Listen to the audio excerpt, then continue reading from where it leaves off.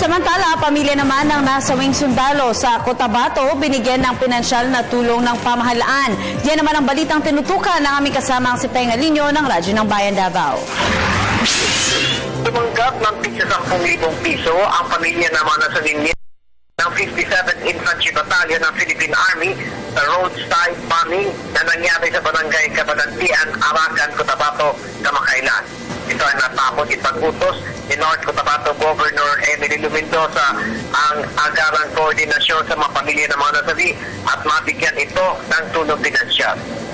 Ang mga nasawi ay kananibilangan na PFC Alfredo Calanyo at PFC Robert Kilangit at PFC Mohanidin Manampan. Ayon kay Captain Sanjing Sangatangan ng 57th Infantry na nagsasagawa ng lactic patrol ang tatlo. Kasama ito pang taungan ng 57th Infantry Battalion sa turang barangay matapos na maiulat ang presensya ng armadong kalakihan sa lugar.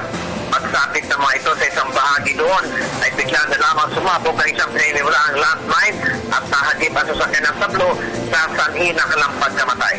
Sugatan naman sa pagsabog si Corporal Ariel Biancia at kasalukuyan nagpapagaling ngayon sa pagkamutan. Tinutulungan rin ngayon ng Provincial Government of Cotabato ang mga sugatan. Sinabi ni Governor Mendoza na maliit na halaga lamang ang naipag-provincial government sa mga pamilya ng mga nasawi.